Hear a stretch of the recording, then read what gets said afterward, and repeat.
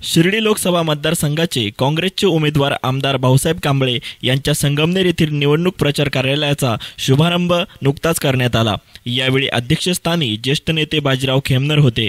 यावेळी आमदार भाऊसाहेब कांबळे यांच्यासह ॲडव्होकेट माधवराव कानवडे, दुर्गाताई तांबे, रणजितसिंह देशमुख, इंद्रजित थोरात, शिवाजी थोरात, रामदास वाघ, शंकरराव खेमनार, बाबा ओहोळ, अजय फटांगरे, मिलिंद कानवडे, सीताराम राऊत यांच्यासह पदाधिकारी व मान्यवर मोठ्या संख्येने उपस्थित होते।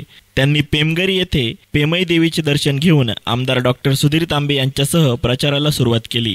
यावेळी आम्ही त्यांच्याशी बातचीत केली। आपण शिर्डी लोकसभा मतदारसंघात संगमनेरमध्ये उभे आहोत आणि शिर्डी लोकसभा मतदारसंघाचे सध्याचे उमेदवार आणि श्रीरामपूर तालुक्याचे आमदार भाऊसाहेबजी कांबळे साहेबांसमवेत आपण आहोत। त्यांना काही प्रश्न या संदर्भात आपण विचारणार आहोत। नुकतंच आता शिर्डी लोकसभा मतदारसंघाची आता उमेदवारी सुरू झाली, अर्ज भरणे काही दिवसांनी सुरू होईल। ही सगळी रणधुमाळी सुरू झाली आहे। या सगळ्या वातावरणाकडे तुम्ही कशा पद्धतीने पाहता? या वातावरणाकडे बघायचं म्हटलं तर शिर्डी लोकसभा मतदारसंघ हा अतिशय माझ्या दृष्टीने जेवढा महत्त्वाचा आहे तेवढाच माझ्या हे सर्व तालुके माझ्या जवळचे असल्या कारणाने आणि श्रीरामपूर मतदारसंघामध्ये गेल्या 10 वर्षामध्ये जे मी विकास कामे केली असतील, जे काही चांगल्या पद्धतीने लोकांना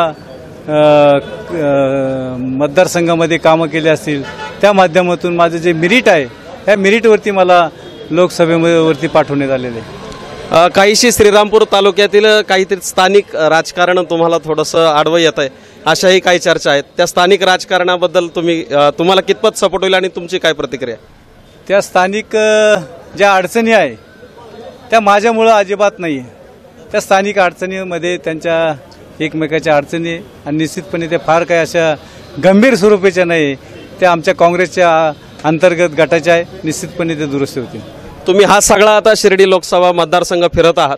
या अगोदरच्या खासदार सदाशिवराव लोखंडे यांनी काही कामं केली नाही अशी जनतेची प्रतिक्रिया आहे। त्या प्रतिक्रियेचा आणि तुमच्या सध्याच्या या प्रचाराचा नेमका कसा संबंध आता जोडला जातो आणि तुम्हाला काय प्रतिक्रिया येते? स्पर्धक म्हटल्यानंतर एकमेकाचा प्रचार असतो, परंतु खऱ्या अर्थाने जे आज मी पाठीमागे ऐकतो, प्रचार करणं हा भाग वेळ आहे, परंतु ज्या वेळेस गावामध्ये जातो त्यावेळेस त्या उमेदवाराबाबतीत गेल्या 5 वर्षामध्ये तो कोण व्यक्ती हेच पाहिलं नाही म्हणे आम्ही अजून। नक्कीच तुम्ही म्हणताय ती प्रतिक्रिया बरोबर आहे असं जनतेचंही म्हणणं आहे। आता या दोन सदाशिवराव लोखंडे, भाऊसाहेबजी कांबळे या दोघांच्याही उमेदवारीमध्ये तिसरा एक भाऊसाहेबजी वागचौरे अपक्ष उमेदवार म्हणून उभं राहत आहेत, तर त्याबद्दल तुम्हाला त्याचा कितपत फायदा किंवा कितपत तोटा होईल असं वाटतं? याच्यामध्ये फायदा तोटा हा मला नाही वाटत काही त्याच्यामध्ये। ते त्यांच्यामध्ये काय होईल ते त्यांच्यातच होणार आहे। भाऊसाहेब वागचौरे हे पूर्वी शिवसेनेत होते, त्याच्यानंतर ते घाबरले, काँग्रेसमध्ये आले, कशामुळे माहीत नाही, परंतु काँग्रेसमधून पडल्यानंतर ते परत एकदा भाजपमध्ये गेले। भाजपमध्ये जाऊन माझ्यासमोर परत उभे राहिले आणि माझ्यासमोर ते परत आता उभे राहिलेले। आणि म्हणून मला वाटतं त्यांना जर असं वाटत असेल की मी जनतेचा मालक आहे, माझ्या पाठीमागे जनता येईल, ते तसं नसतं। ज्यावेळेस पक्ष मोठा असतो, पक्षापेक्षा संघटनेपेक्षा कुणी मोठा नसतो, त्याला पक्ष पाहिजे, संघटना पाहिजे तरच जमतं। असं जनतेने जर आपण ठरवून जनता आपल्या मागे येईल असं नसतं। आणखी एक महत्त्वाचा प्रश्न, सध्या विखे आणि थोरात या घराण्यांवरती राजकारण तापलेलं आहे, ते सर्वदूर पाहायला मिळतं। या शिर्डी मतदारसंघात दोनही राजकीय नेत्यांचं प्रस्ताव आहे। मग विखे आणि थोरात या दोन्ही व्यक्तींची जी कार्यकर्ते मंडळी आहेत, जे आता प्रचाराचं काम करणारे, किंवा या सगळ्या कार्यकर्त्यांचा मेळ तुम्ही कशा पद्धतीने घालणार आहे हे अजून त्याच्यामध्ये कुठल्या प्रकारचं विखे साहेबांनी पक्ष सोडलेला नाही, त्याच्यामुळे आज तर त्याच्यावर बोलता येत नाही। आता तुम्ही एका बाजूला असं म्हणताय, परंतु दुसऱ्या बाजूला कालही तुम्ही विखे पाटलांचं नाव घ्यायला टाळलं, आजही टाळलं असं दिसतंय, तर नेमकं काय जनतेने समजावं? नाही तसं नाही, आजही ते काँग्रेसमध्ये आहे, आजही त्यांच्यामुळे उमेदवारी मिळाली। बाळासाहेब थोरात जे असतील, विखे साहेब असतील, त्यांनीच माझं नाव पुढे केलेलं आहे, त्याबद्दल काही दुमत नाही। आणि आता एकंदरीत या शिर्डी लोकसभा मतदारसंघ फिरताना जनतेची प्रतिक्रिया आहे, जनता उसळलेली पाहायला मिळते, तापलेली आहे।